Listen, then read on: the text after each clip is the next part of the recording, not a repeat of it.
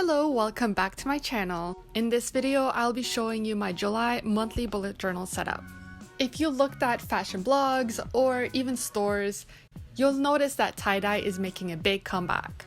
People are doing their own tie-dye shirts, shoes, anything you can get your hands on.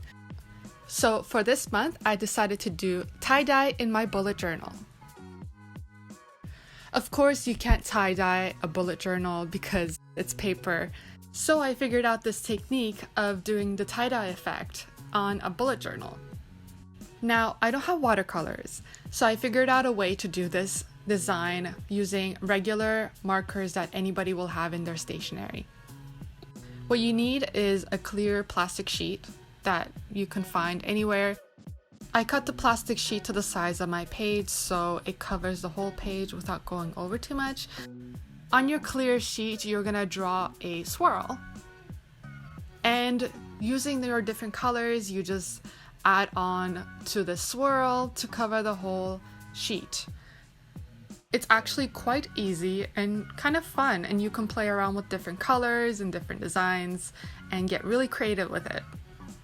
You can pick your own colors for your own tie-dye page. I decided to go with pink, yellow, green, and blue. Then I added some splashes of a darker blue, a purple, a red, and some orange to give it a little bit more of a dynamic look. I used a spritz bottle to spray some water on there. You don't want too little and you don't want too much. And it takes a bit of practice to get used to exactly the amount that you need. You apply your image face down onto your sheet. Be very careful to line it up because once it's down, it's down.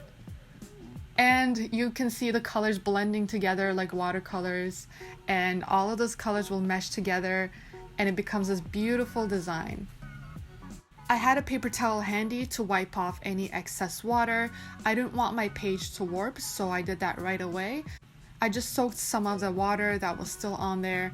And surprisingly, this didn't cause too much warping on my paper. For my lettering, I wanted to do something more carefree, not as neat and detailed, something more simple to go along with this theme. My vision for this tie-dye theme is more whimsical, a bit of childish fun. So my lettering plays along with that. It's nothing structured or neat or cursive. It's just very simple writing. On the next page, of course, I'm doing my monthly setup.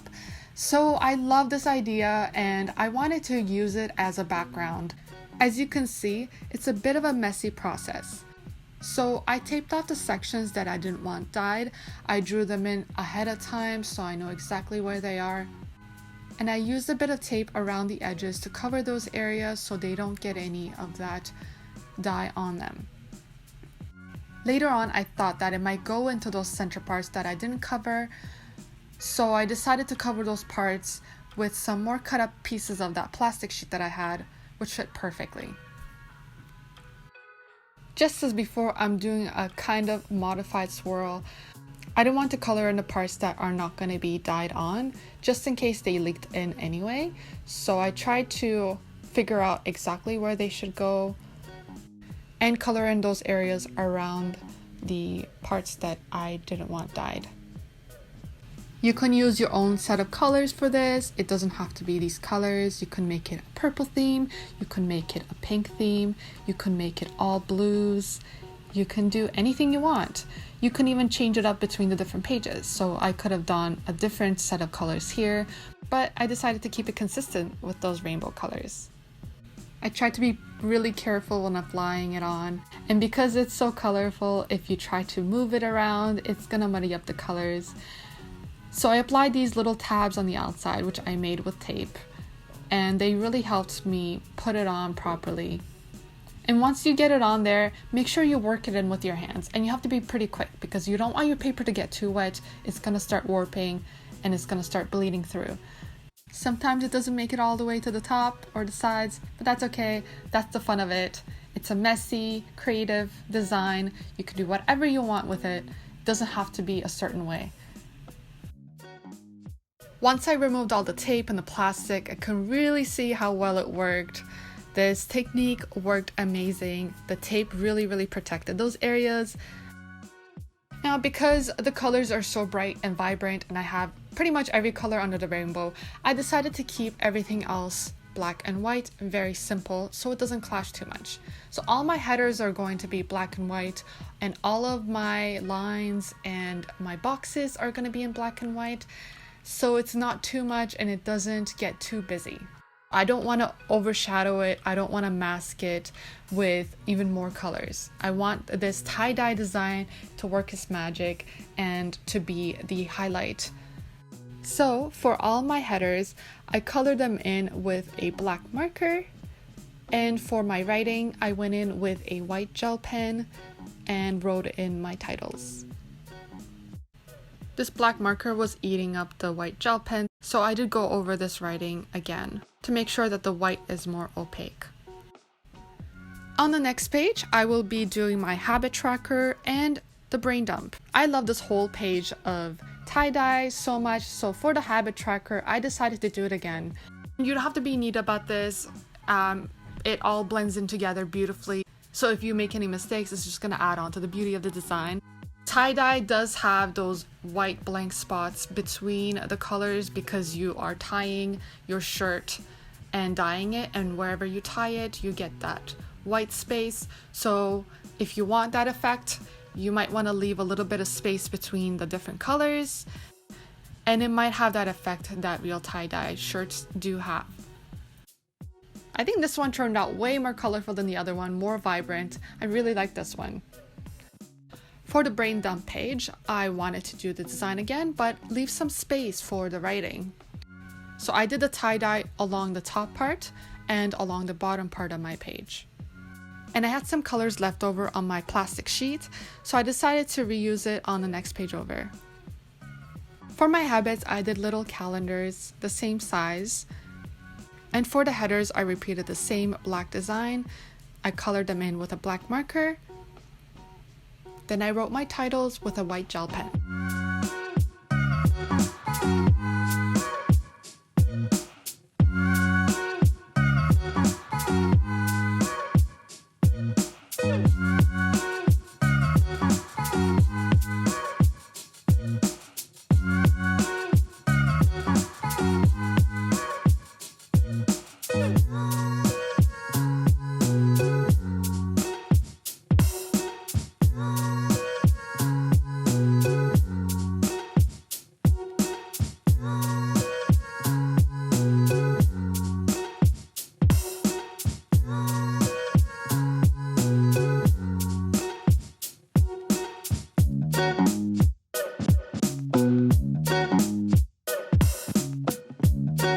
For the brain dump page, I just wrote the title and left the rest of the page blank.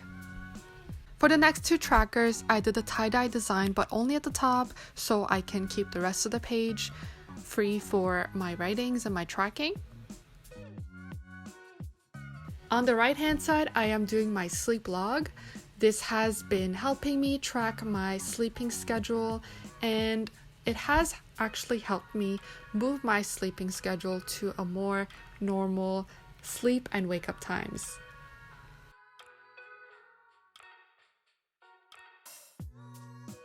On the left hand side, I have my study tracker. I write down the date of my study, how much studying I've done. It could be the number of pages that you read or the amount of homework that you did. And I also write down the amount of time that it took. So if I'm reading a book, then I can track how long it takes me to read a certain number of pages and kind of motivate me to study a little bit more. For the sleep log, I write down the days of the month on the left-hand side, and along the top, I write the hours of the day. For my final spread, I'm doing my weekly page. For this page, I didn't want to go too crazy with the tie-dye. I wanted to keep it a little bit simpler. I blocked off the area that I didn't want the tie-dye, which is my actual days of the week. I did a little swirl at the top left corner, and I did another swirl at the bottom right corner. I didn't mind the one on the right to overlap my boxes because this is where I'll be putting my weekly tasks and I usually don't have enough to fill up the whole page, and even if I do, then I can just write over that design. I did my titles with a black box, and I wrote the title with a white gel pen. This white gel pen is not working too great for me, especially when I'm trying to write over black. So if you have any suggestions for a better white gel pen, then please let me know in the comments. And on the right hand side, I drew in my goal tracker and my weekly tasks. This was a very simple spread. It was actually simpler than a lot of other spreads that I've done. It looks really complex because of all the colors and the watercolor technique. But the technique I use for the tie-dye is very simple. You can make mistakes and they actually add on to the beauty and creativity of your design. And the end result looks amazing. And for my final flip through, I will show you what the end result is. I think this is a really fun design, especially for summer. These crazy rainbow colors are perfect. It brings so much joy to me. And even though I'm stuck inside and can't go out too much, this brings me the joy that I really need for the summer of 2020. I hope you enjoyed this video and I hope you liked the content. If you did, please let me know by giving me a thumbs up. And if you want to see more videos like this, please subscribe to my channel. Thank you for watching and I'll see you in the next video. Bye!